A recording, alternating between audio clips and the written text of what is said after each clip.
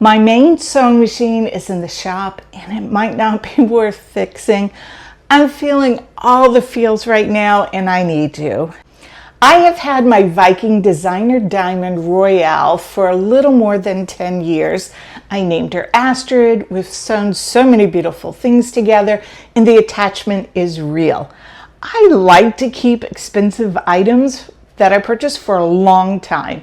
I still have the first machine that I purchased when I was about 30. It is a Viking 400 machine, and that's what I'm going to be using while I make a decision. I do have some notes today so that I can keep on topic and make sure that I ask you everything I need to ask. It is really hard to call it quits on my sewing machine. I really like it, plus I don't like the idea of it going into the landfill. I brought it in for service because the screen was doing all kinds of crazy things and I knew it was going to be a pretty big problem, but I had hoped that I could have it repaired and use that machine for another 10 years. My first instinct was to fix it. I'm attached to this machine, I want it back, I want to sew on it some more. I don't want to get rid of it. It doesn't have everything I would like in a machine, but it has so much that I love. And again, there's that deep attachment. But I'm taking a beat to make this decision. I don't know whether it's worth putting a little more than $1,000 into a sewing machine that's already 10 years old. It's not being made anymore. A motherboard, which is not one of the items that needs to be replaced, but it is not uncommon for that to go out in an older machine. They're super hard to come by. Not sure they could even get one if I needed one in the future. So I do need to take a beat and decide what is the best resolution here. That's a lot of money to put into a machine and then not get a lot of use out of it. So in the meantime, while I'm taking a beat, I'm looking at a couple other machines. I'm looking at two brands in specific. I want to have a machine that I can have serviced locally here, and I can have service where we may purchase another home in the future. So that is why I'm only looking at Baby Lock and Viking. I don't really enjoy doing machine embroidery, so I'm looking at sewing only machines. I can do without the machine embroidery, and that will cut down a great deal on the price. My current machine is a combo, and I don't really need the embroidery feature, especially at the cost of a few $1,000s added to the price of the machine. I mostly sew garments, an occasional project, bag, or something of that sort. So that is where I want the focus for the machine to be. I'm looking at a few machines and I'd love your input because you know me, you know how I like to sew, the projects I do, and that I can be a princess at times about some of my features. And I thought it would be great to come here and to talk with you and get your advice, input, and guidance on this. I am going to test sew on all of the machines, but because my machine is older, I'm not sure how useful some of these features that I don't currently have would be, and that's where your input is important to me. The two Baby Lock machines that I'm looking at are the Ballad and the Chorus. I've sewn on both of these when I used to work at a sewing center. I enjoyed sewing with both of these. The main difference between the Ballad and the Chorus is the Chorus has a sewing guideline and something that they call a sensor pen. I'm not sure how often I would use that feature as a garment sewist. I've not had one, so I don't know if that's something that I would love. The Viking machine that I'm looking at is the Viking Epic 95Q. This one has a sewing laser guide, I believe, but it also has an integrated dual feed foot. And that's something that I am interested in, to not have to change over to a dual feed foot or a walking foot and just flip the lever down and be good to go. It does have a lot of appeal. So I'm interested to hear from those of you who have a FOF or another machine with an integrated walking foot on it, How do you like it? Are there pros and cons to it? That does intrigue me. I have been sewing on Vikings for about 27 years now, and I'm used to them, but I also know that I can get used to another machine, so I'm not going to let that be the deciding factor. Also, I'm not sure that the feet I currently have, some of my specialty feet, I'm not sure if they will work on the Epic. I'll have to look into that. That could be a deciding factor because I've quite the collection of sewing feet. Now on to the features that I know I'm going to want.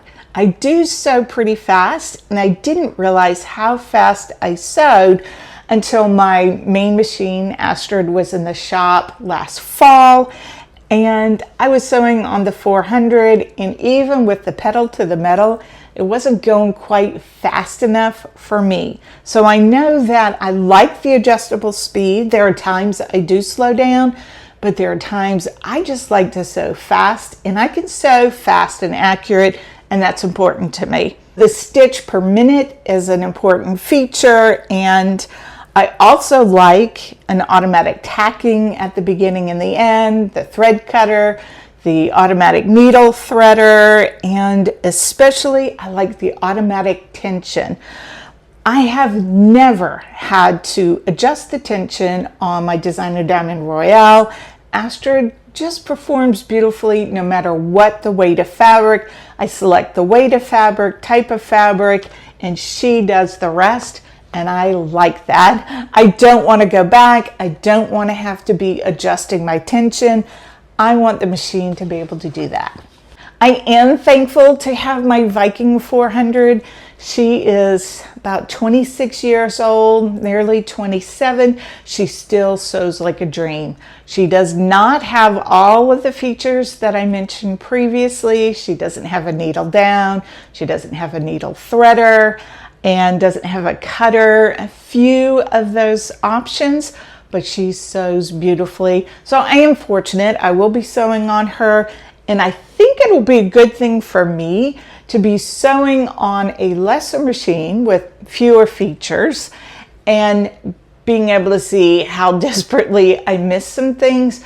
I don't want to make the mistake of trying to save a little money or trying not to spend too much, trying not to be too spendy, and eliminating a feature that would be important to me. I do sew a lot. I sew every day, and this is my only hobby, really. What are the functions that you love in your sewing machine that you think I will want to be aware of when I'm shopping for a machine? It's been 10 years since I've shopped for a machine for myself. I know I worked for a year at a sewing center and was surrounded by beautiful machines, but I was so attached to Astrid, I wasn't thinking of replacing her, and so I was thinking with the customer, which is what you should be doing, as what their needs were. And I wasn't really focused on my wants and needs because I was very happy with Astrid. I'd love to know what are the features out there that you think are important. Why are they important? Why would you recommend them to me? I am looking for all the tips, reviews, advice, personal experiences. I need help. It's kind of caught me by surprise. I am very overwhelmed with this decision because I have a deep sadness about potentially losing my machine. Normally, I am very decisive. I can make big decisions, small decisions. I can make them really quick. I feel a little bit paralyzed here, and that's because of the sadness. I know that sounds weird, but I think you understand where I'm coming from. And I do know this is a first world problem. I am fortunate in that I'm able to buy a machine and replace the machine. And I do understand that that is fortunate. But it's the sadness of losing my sewing machine that I'm so fond of, even more than the spending of the money. Not that I'm excited about spending this much money on a machine when I wasn't expecting to, but it's the sadness of no longer sewing on a very loved machine. As you can tell, I am leaning towards buying a new machine rather than repairing Astrid, Before I make that decision, I am going to speak with a technician personally. I've only spoken with one of the sales associates, and I want to know what could be the potential if I did repair the machine. How likely would I get what number of years out of use of the machine? If you have thoughts on that, if you've had an experience similar to mine, I'd like to hear that as well. If I do buy a new machine, I'm going to buy it from a dealer, not online. You usually get lots of services when you buy it from the dealer. You get some assurance that if something's wrong, they'll make it right for you. And usually there are things included, and it could be your first annual cleaning is included, or unlimited lessons, instructions, and the resources for getting help with that particular machine. I do know that the 2 stores or 2 dealers that I'm looking at do offer these types of services. Thank you in advance for your help, support, and any guidance you have for me. I'm going to go now and plug in my 400, and I will see you soon.